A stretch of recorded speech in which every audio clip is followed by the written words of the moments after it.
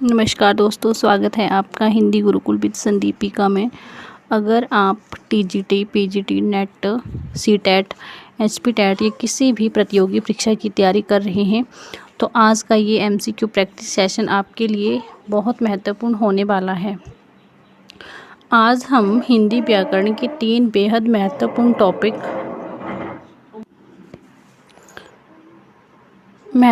Topic समास, उपसर्ग और प्रत्यय से जुड़े 30 चुनिंदा प्रश्न हल करेंगे। ये प्रश्न जो हैं वो पिछली वर्षों की जो परीक्षाएं हुई हैं उसी के पैटर्न पर आधारित हैं। वीडियो को अंत तक ज़रूर देखें और कमेंट में बताइए कि आपके कितने उत्तर जो हैं वो सही हुए हैं। तो चलिए बिना गवाए जो है वो शुरू करते हैं पहला प्रश्न। तो इस प्रकार से हमारा पहला प्रश्न, राजपुत्र में कौन सा समास है? तो बताओ ज़रा कि इसमें कौन सा समास है, क्या होगा इसका आंसर? इसका आंसर होगा ऑप्शन सी। इसका आंसर हो जाएगा तत्पुरुष समास। ठीक है, राजा का पुत्र। ठीक है, ये मतलब रिलेशन बता रहा है ना, तो ये तत्पुरुष संबंध कारक जो है उसी का ये एग्जाम्पल है। तो नेक्स्ट देखते हैं, अनुचित शब्द में प्रयुक्त उपसर्ग क्या है? मतलब अनुचित शब्द में प्रयुक्त उपसर्ग है तो वो हमने ढूंढना है कि कौन सा है। तो क्या होगा इसका आंसर? इसका आंसर होगा हमारा अनु। ठीक है, अनु प्लस चित्त।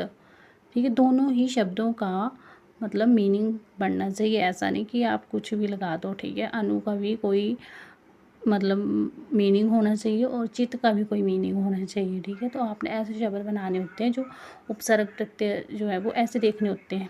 ठीक है, नेक्स्ट देखते हैं, मानवता शब्द में प्रयुक्त प्रत्यय है कौन सा? इसमें जो है वो शब्द प्रत्यय है मानवता में, तो कौन सा है? इसमें है ता। ठीक है, मानव भी अपने आप में एक मीनिंग है और ता जब साथ में जुड़ गया तब भी इसका क्या है, एक मीनिंग है। ठीक है, तो ये कौन सा फिर इसमें कौन सा ठीक होएगा? ये ता। ठीक है, ता। नेक्स्ट है, माता पिता में कौन सा समास है? माता पिता में कौन सा समास है? तो कौन सा समास होगा इसमें? द्वंद्व समास। क्या होती है द्वंद्व समास की पहचान? क्या होता है द्वंद्व समास? जिसमें दोनों ही शब्दों की क्या होती है, प्रधानता होती है। माता भी उसी तरह जो है उनकी सम्मान है और पिता भी उसी के सम्मान है। ठीक है, तो माता और पिता, और आपने बीच में ये देख लेना है कि जो हाइफन लगा होता है मैक्सिमम जो भी द्वंद्व समास के उदाहरण होते हैं उनमें जो है ये नीचे ये बीच में लगा होता है। ठीक है, तो आपने इस चीज़ की भी पहचान रखनी है, बट ऐसे नहीं कि आपने कहीं पे भी लगा दिया। ठीक है, जैसे धीरे धीरे हो गया, तो धीरे धीरे क्या है, ये अव्ययीभाव समास है। जब हम समास को पढ़ेंगे ना टॉपिक समास का, तब बताएंगे कि क्यों है ये। ठीक है, जब दो शब्दों की रेपिटेशन बार बार हो रही है ना, तो वहाँ पे क्या होएगा, अव्ययीभाव समास होएगा। ठीक है, और माता और पिता में क्या है, द्वंद्व समास है। ठीक है, नेक्स्ट है, दुर्व्यवहार में प्रयुक्त उपसर्ग है। इसमें कौन सा उपसर्ग है? दूर। ठीक है, जो र है वो य के ऊपर चला गया है।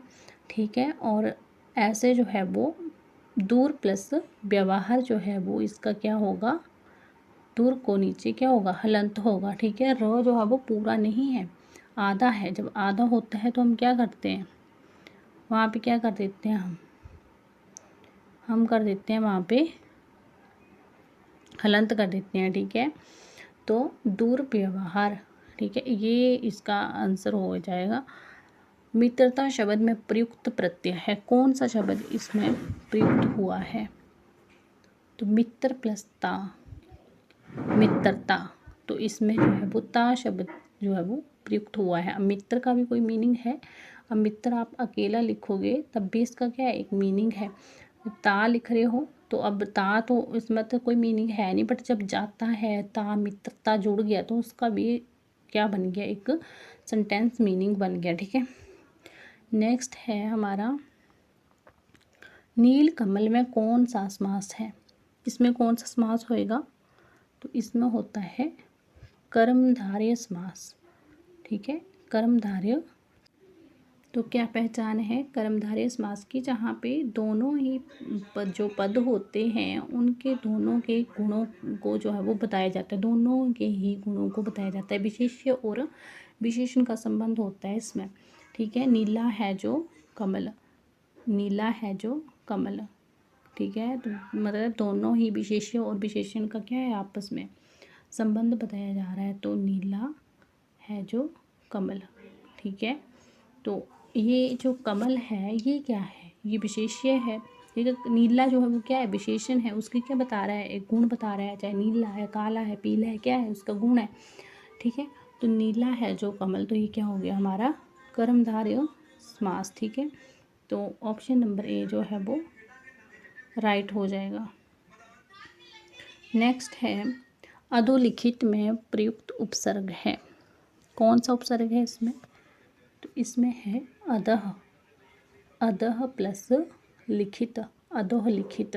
ठीक है, ये जो विसर्गे हैं ये ओ की साउंड देंगे। ठीक है, अधोह लिखित, अधः लिखित, ऐसे। ठीक है, तो इसका ऑप्शन नंबर ए जो है वो राइट हो जाएगा। ठीक है,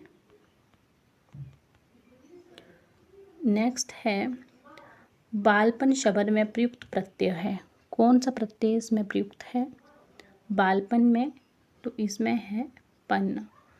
ठीक है, दोनों ही शब्दों का क्या है, मीनिंग है, बाल का भी और पन का भी मीनिंग है। ठीक है, तो ये जो है पन जो है इसमें क्या हो गया है, प्रयुक्त उपसर्ग प्रयुक्त हुआ है। ठीक है, नेक्स्ट है राम लक्ष्मण में कौन सा समास है। अब मैंने आपको पहले भी बताया कि जहाँ पे ये जो हाइफन जैसा लगा होता है वहाँ पे कौन सा समास होगा, तो वो होगा हमारा द्वंद्व समास। राम और लक्ष्मण दोनों ही पद जो है वो क्या है, बराबर है। ठीक है, दोनों ही पदों की क्या है, प्रधानता है। नेक्स्ट है प्रत्ययवर्तन में प्रयुक्त उपसर्ग है। प्रत्ययवर्तन, तो इसमें कौन सा उपसर्ग प्रयुक्त हुआ है, तो इसमें हुआ है प्रति। ठीक है, प्रति जो है वो इसमें उपसर्ग जो है वो प्रयुक्त हुआ है।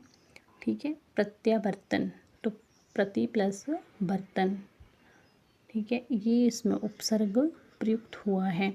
कठोरता शब्द में प्रयुक्त प्रत्यय है, इसमें कौन सा शब्द जो है वो प्रयुक्त हुआ है, ता। ठीक है, कठोर प्लस ता, कठोरता। अब दोनों ही शब्दों का क्या है, मीनिंग है। ठीक है, कठोर का भी, कठोर को अलग लिख देंगे तब भी उसका एक मीनिंग है, ता को अलग लिख देंगे तब भी उसका एक मीनिंग है ना। जब वो शब्द किसी शब्द के साथ जुड़ जाएगा ता, तो उसका भी एक शब्द मीनिंग बन जाएगा। नेक्स्ट है हमारा देशभक्ति में कौन सा समास है, तो इसमें कौन सा समास है, तत्पुरुष समास है। देश के लिए, भक्ति के लिए, कर्ता ने कर्म को कर्ण से संप्रदान, संप्रदान में क्या होता है, कारक में के लिए। ठीक है, के लिए प्रयुक्त होता है ना वहाँ पे, तो तत्पुरुष समास जो है वो उसके वो कारक, उसके जो वेद हैं, ठीक है, वो कारक ही हैं। ठीक है, तो आप लोगों ने ये देख लेना है कि जहाँ पे आपका एक सेंटेंस बन जाता है कि देश का भक्ति तो हो नहीं सकता है, देश को भक्ति भी नहीं हो सकता, देश के लिए भक्ति हो सकता है। ठीक है, तो संप्रदान इसमें क्या हो जाएगा, तत्पुरुष, संप्रदान तत्पुरुष का ये उदाहरण है। ठीक है, नेक्स्ट है सुयोग्य में प्रयुक्त प्रयुक्त उपसर्ग है, तो इसमें कौन सा उपसर्ग है, सु। ठीक है, उपसर्ग क्या होता है, जो आगे जुड़ते हैं, प्रत्यय क्या होता है, जो पीछे जुड़ते हैं। ठीक है, तो ये अपन डिफरेंस याद रखना है। और सु इसमें क्या हो गया, उपसर्ग हो गया, सु प्लस योग्य, सुयोग्य। ठीक है, नेक्स्ट है हमारा